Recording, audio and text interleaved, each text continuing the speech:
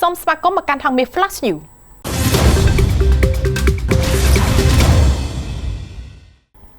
កម្ពុជាថ្កោលទោសការបំផ្លាញចន្ទើឡើងប្រាសាទខ្នានិងជំទាស់ថៃបើកទេសចរនៅប្រាសាទតាក្របីក្រសួងវប្បធម៌និងវិចិត្រសិល្បៈបានចេញសេចក្តីថ្លែងការណ៍មួយដោយថ្កោលទោសយ៉ាងខ្លាំងចំពោះការបំផ្លិចបំផ្លាញចន្ទើឈើឡើងប្រាសាទខ្នាដែលក្រសួងអះអាងថាបានប្រព្រឹត្តដោយកងកម្លាំងយោធាថៃព្រមទាំងបានបដិសេធនិងតវ៉ាយ៉ាងម៉ឺងម៉ាត់ចំពោះផែនការរបស់ភាគីថៃដែលរៀបចំសកម្មភាពសាធារណៈនិងបើកឲ្យភ្ញៀវទេសចរចូលទស្សនាប្រាសាទតាក្របីនាថ្ងៃទី6និងទី7ខែមិថុនាឆ្នាំ2026នៅក្នុងសេចក្តីថ្លែងការណ៍ដែលចេញផ្សាយកាលពីថ្ងៃកន្លងទៅនោះក្រសួងបានលើកឡើងថាចន្ទើឈើដែលបានបំផ្លាញនោះគឺជាហេដ្ឋារចនាសម្ព័ន្ធសម្រាប់ឡើងទៅកាន់ប្រាសាទខ្នានិងសម្រាប់បម្រើដល់ការងារអភិរក្សបេតិកភណ្ឌវប្បធម៌ចន្ទើនេះបានសាងសង់ដោយអាជ្ញាធរកម្ពុជានៅក្នុងឆ្នាំ2017មានចំនួន1181កាំនិងប្រវែង325ម៉ែត្រដើម្បីគាំទ្រដល់ការគ្រប់គ្រងការអភិរក្សទីតាំងបេតិកភណ្ឌព្រមទាំងសម្រួលដល់ការចូលទស្សនារបស់ទេសចរអ្នកស្រាវជ្រាវនិងសហគមន៍មូលដ្ឋានក្រសួងបាននិយាយថាការបំផ្លិចបំផ្លាញដោយចេតនាទៅលើហេដ្ឋារចនាសម្ព័ន្ធនេះគឺជាទង្វើបង្កការខូចខាតយ៉ាងធ្ងន់ធ្ងរដល់បេតិកភណ្ឌវប្បធម៌និងកិច្ចខិតខំប្រឹងប្រែងអភិរក្សដែលកម្ពុជាបានអនុវត្តអស់រយៈពេលជាច្រើនឆ្នាំមកហើយសេចក្តីថ្លែងការណ៍បានបញ្ជាក់ថាសកម្មភាពនេះជាផ្នែកមួយការប៉ុនប៉ងផ្លាស់ប្ដូរស្ថានភាពជាក់ស្ដែងនៅលើដីនិងបង្កើតស្ថានភាពដែលមិនអាចត្រឡប់ក្រោយបានព្រមទាំងជាការប៉ុនប៉ងលុបបំបាត់ភស្តុតាងដែលបង្ហាញពីការគ្រប់គ្រងនិងការអភិរក្សទីតាំងបេតិកភណ្ឌដោយកម្ពុជាជាយូរមកហើយពលរដ្ឋប្រគល់វត្ថុបុរាណព្រះពុទ្ធបដិមា4អង្គជូនអាជ្ញាធរក្រោយប្រទះឃើញពេលភ្ជួរដីក្នុងចំការស្វាយចន្ទីវត្ថុបុរាណព្រះពុទ្ធបដិមាចំនួន4ព្រះអង្គត្រូវបានប្រជាពលរដ្ឋភ្ជួរដីរកឃើញនៅចំការចន្ទីស្ថិតនៅក្នុងតំបន់អូអង្កាមភូមិលេងឃុំទំរិញស្រុកសណ្ដានខេត្តកំពង់ធំពលរដ្ឋបានសម្រេចប្រគល់វត្ថុបុរាណចំនួន4ព្រះអង្គជូនអាជ្ញាធរខេត្តយកទៅរក្សាទុកលោកទីថាវីអភិបាលរងស្រុកសណ្ដានបានបញ្ជាក់ថាកាលពីរសៀលថ្ងៃទី7ខែមិថុនាឆ្នាំ2026លោកបានមកទទួលព្រះពុទ្ធចំនួន4ព្រះអង្គដែលប្រជាពលរដ្ឋរកឃើញនៅក្នុងចំការចន្ទី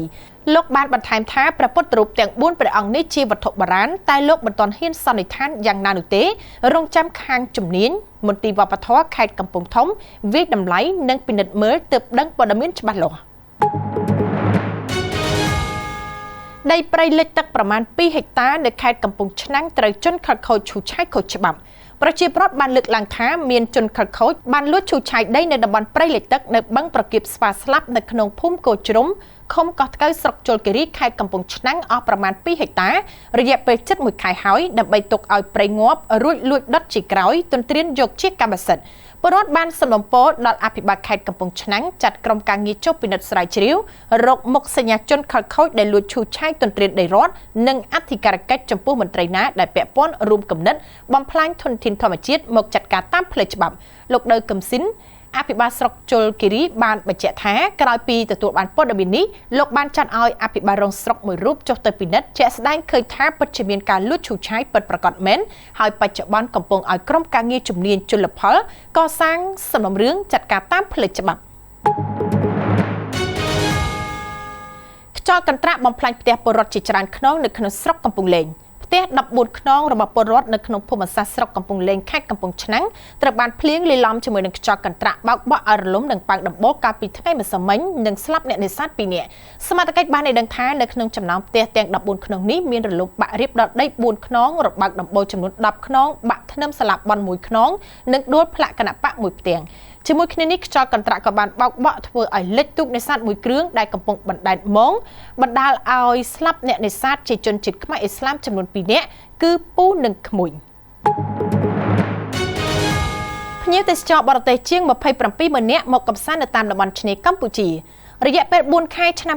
2026ពលគឺគិតពីខែមករាដល់ខែមេសាឆ្នាំ2026នេះភ្ញៀវទេសចរបរទេសចំនួន274,520 នាក់បានមកកម្សាន្តនៅតាមតំបន់ឆ្នេរកម្ពុជាកើនឡើង3កណោតសញ្ញា 9% បើធៀបនឹងរយៈពេលដូចគ្នានៅក្នុងឆ្នាំ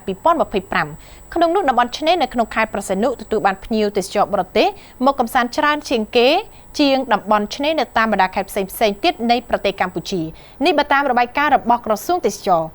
នៅក្នុងនោះដែរតំបន់ឆ្នេរនៅកម្ពុជាដែលមានភាពលេចធ្លោនិងទទួលបានការវិនិយោគច្រើនជាងគេគឺមាននៅក្នុងខេត្តព្រះសីហនុដោយក្នុងរយៈពេល4ខែឆ្នាំ2026ខេត្តព្រះសីហនុទទួលបានភ្ញៀវបរទេសជិត20ម៉ឺននាក់កើនឡើង13កណ្ដោះសញ្ញា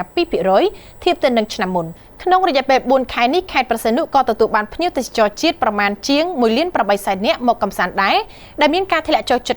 12% បើធៀបទៅនឹងរយៈពេលដូចគ្នានៅក្នុងឆ្នាំ2025សូមអរគុណចំពោះការគាំទ្រ Hangmi Flash News